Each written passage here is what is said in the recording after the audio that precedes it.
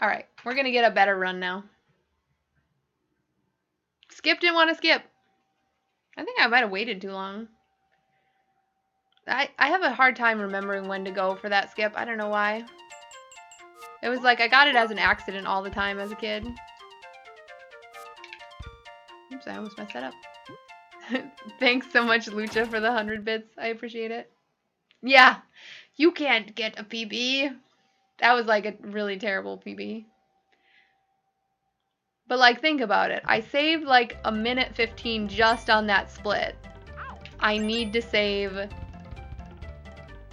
just over a minute 15 to get world record. So like, not that hard to do. Just need to get some decent zips.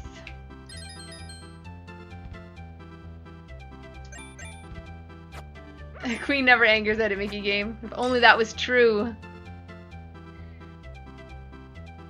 If only that was true.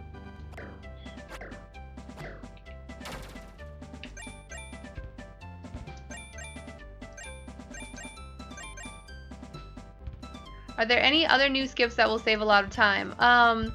Not yet, but there's one that like lets you skip the whole table pushing section.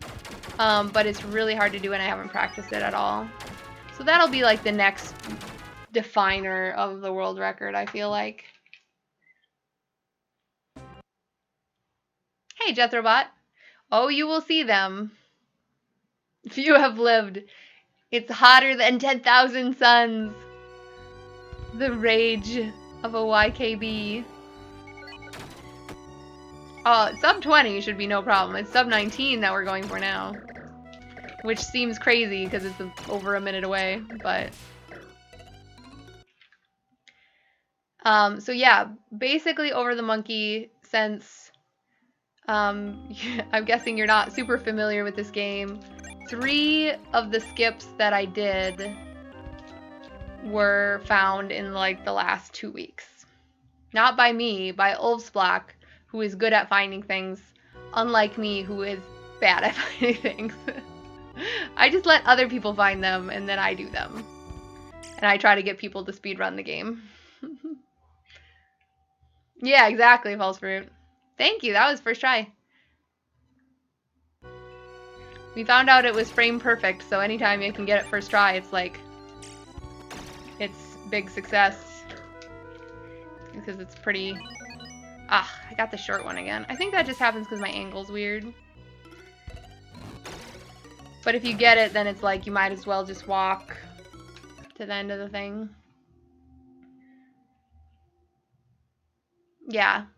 Because basically, the tunnel skip, the garden skip was found like today or yesterday. That's the one that saves like a lot of time. Garden skip, tunnel skip. What's the other one? I'm already forgetting. So there's like 2 on the Mickey and the Beanstalk level, and I don't remember the other one. Hopefully I remember it when I get to it.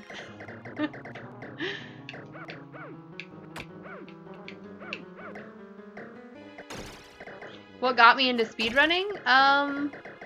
Actually it was AGDQ. I watched Runner Guy's Ocarina of Time 100% run in 2013. And I was like, this is amazing. And like, I had played so many games when I was a kid and I was very nostalgic about them. And then I was like, wow, if I watch speedruns, it's like a way for me to kind of like relive playing those games without actually having to play them and like be kind of blown away by all this tech at the same time. And so I was like immediately like, yeah, this is awesome. Hey, Bald Eagle. And so then like I watched like a bunch of GDQ runs, and then eventually I like discovered Twitch, because then I'm like, oh my gosh, like all these GDQ runs and this YouTube stuff, I can just watch people doing it every day and like talk to them.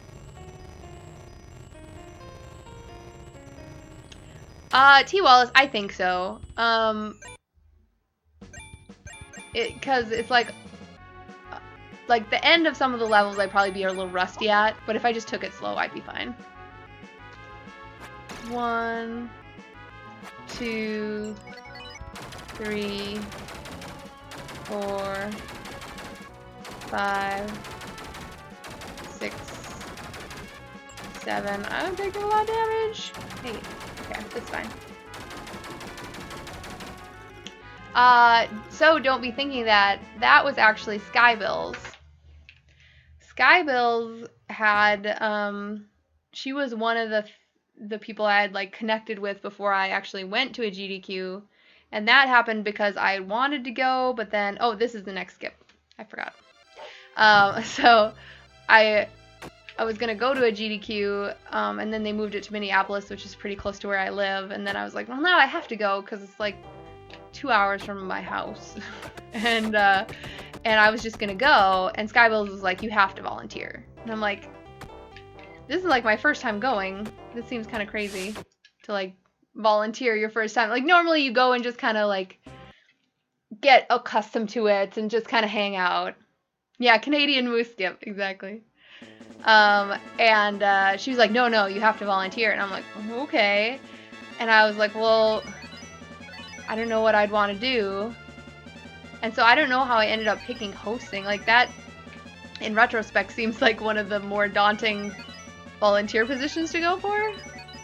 But I just said, sure, I'll do hosting. And then they like let me do it. And they actually gave me like the Luigi's Mansion race the first year, which was awesome. And yeah, and then it was just so much fun. I was like, well, of course I'm going to do that again. So yeah, really, it's all Skybill's fault.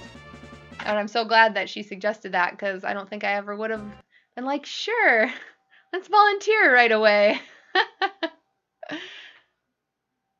Thanks, he prevailed. And it's funny, because when I was growing up, I never really thought that my voice was that nice. I think that's pretty universal. People don't like their own voices. Especially on tape, because it sounds... Oh, that's not good. Okay, well, I've still got full health. I just wasted some time. Aw, thanks, Over the Monkey. You're super nice. Actually, they do, T. Wallace. You're supposed to log in, and then they can keep track of how many, like, donation comments you read and how many you ignore and how many you block. But I really had a hard time like logging in. Like they were like, oh yeah, we sent you the login information, and then I like would go look and I couldn't find it, and it was just a big mess. And so this was actually the first year that I ever actually logged in under my own account. So if they don't let me host again, we'll know why.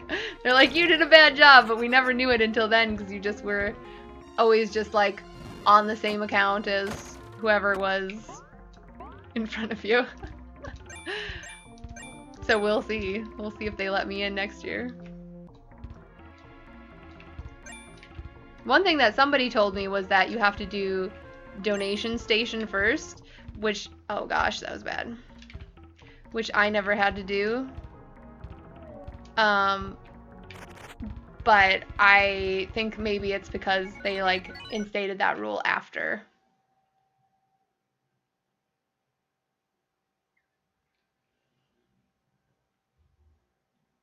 Yeah, that's really nice. I mean, you can't ever expect GDQ chat to be like super kind, so when they are, it's really nice.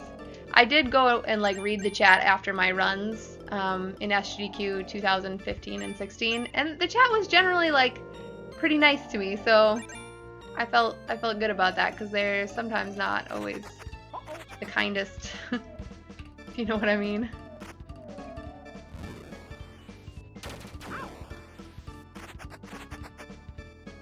Did I recently lose an electron? Not that I know of. What games did I do this year? I didn't actually get accepted to run any games. Both of my games ended up on backup, but then they weren't actually ever needed. So, but the games I put in were this one, Mickey Mania, and then Castle of Illusion. And then Darbian actually ran Castle of Illusion, and he asked me to do commentary for it. So that was nice of him. So I got to sit on the couch and talk still, but it would have been more fun to do a race. Although I probably would have... Well, although his run was actually not that great. Hey, Tire Tanks. Like, he had some issues. He didn't get bat skip, so I could have won. GDQ chat is a war crime. Yeah, it's pretty bad. Okay. Nice. Are we dropping frames? Maybe. Hopefully it'll stop. Oh, that's one thing I want to tell you guys. Okay, I have to be careful and not take damage here. I bought a new router today in hopes that I would be able to figure out what my internet issues are. So I haven't installed it because I just got it and then I came back and I streamed. What would be the ultimate couch for my speedrun? So in the past, my couch has always been like just people I like, because there's usually no one else there that has actually run the same game. So in the past, my couch has been my husband, GBM, my brother, Jason, Barbecue, who is like one of my roomies, and then Tess if she wants to, but she didn't want to one year.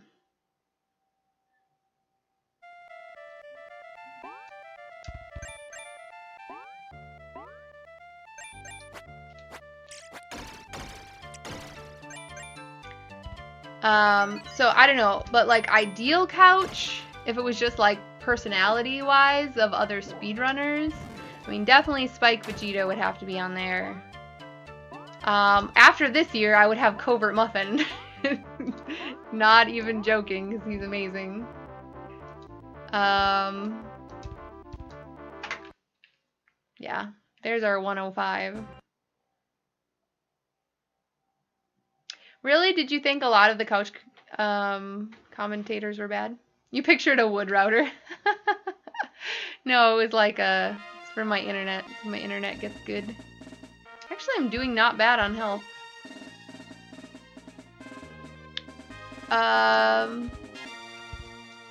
Yeah, I don't know who else I would have.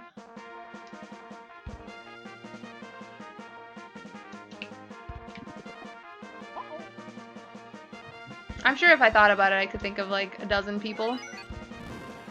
I mean, Blecky does a really great job always. I didn't see him at this event. I don't think he was there. He might be just a AGDQ person. Okay, we just held on a second there. Alright. Doing pretty good on health. Try not to mess it up.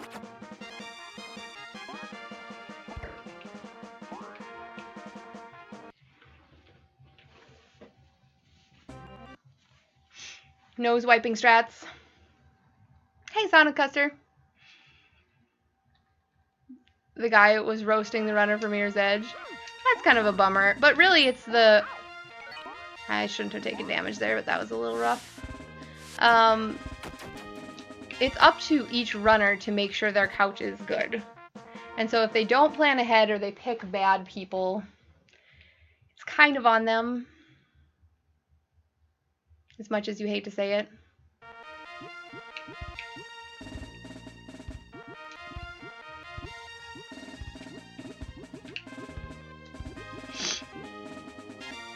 The Mirror's Edge thing was staged.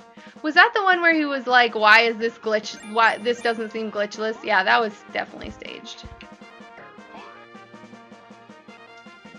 And like, sometimes the runner doesn't want more than 3 seconds in. Oh, I didn't want to take extra damage there. That was kind of bad RNG.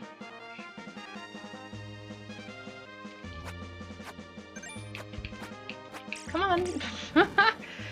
You didn't want to die. Oh, yeah. That stinks. Because it just seems really awkward. Even if you don't mean it to be. Alright, that was a better pattern, but I still got hit. Alright, we still made it through somehow. Okay. Alright, I'm gonna focus.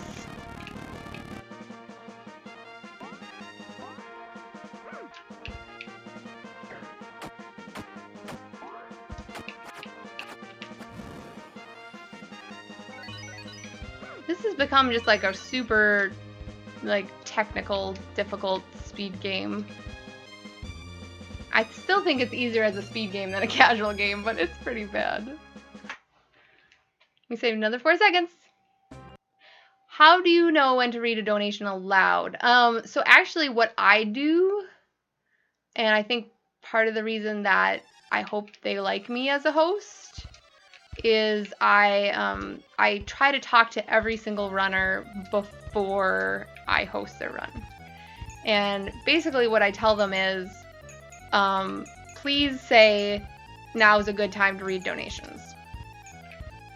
And if they don't do that, then if there's like 10 seconds of silence, if they had said previously there's some parts, that really aren't good to read donations, then I say, is now a good time to read donations? And if I do that like 4 times and they're always like yes, then I just go ahead and start reading them anytime there's like 10 seconds of dead time. Or not, probably more than 10 seconds. Just some awkward amount. But the best is when I can really talk to them beforehand. Like, Covert Muffin is an excellent example. Like, we sat in the PC room and went over every portion of his run that would have time for donations. So I knew exactly when they were. He still like threw it over to me, but I knew exactly how long they were. And so yeah, that just makes it so much easier. And like I make sure I make it clear to them that like the runner is the priority, and so I don't want to like cut them off or talk over them. Because I feel like that's really awkward, and sometimes it'll happen.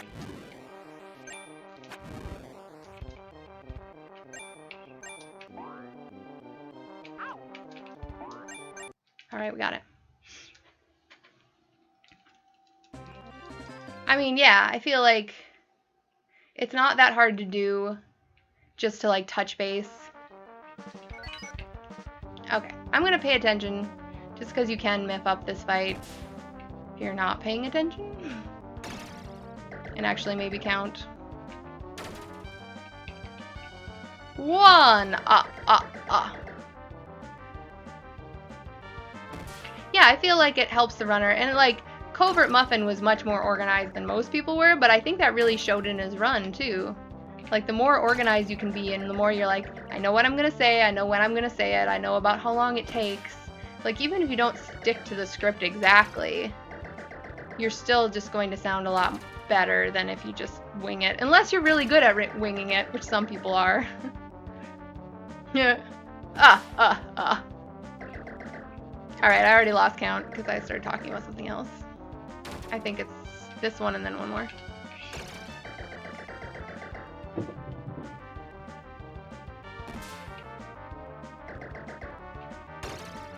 So yeah, I feel like the most awkward one was the SM64 run, but that's just because they had a lot of commentators. Those commentators tend to be like super serious because it's, SM64 is kind of a serious speed game.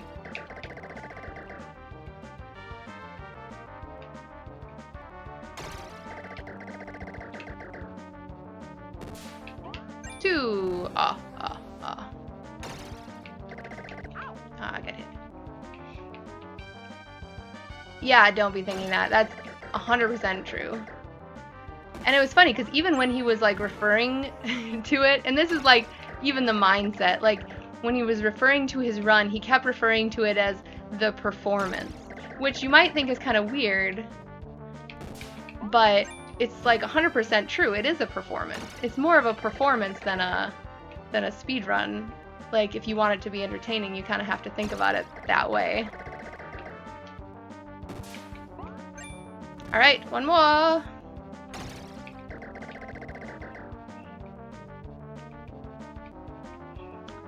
Yeah, I guess that's a good point. I mean, I guess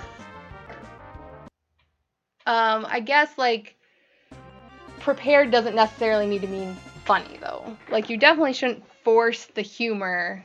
Like even when I did plan jokes, I like never laughed after them. So if people didn't think they were funny, then I would just be like, and it is what it is.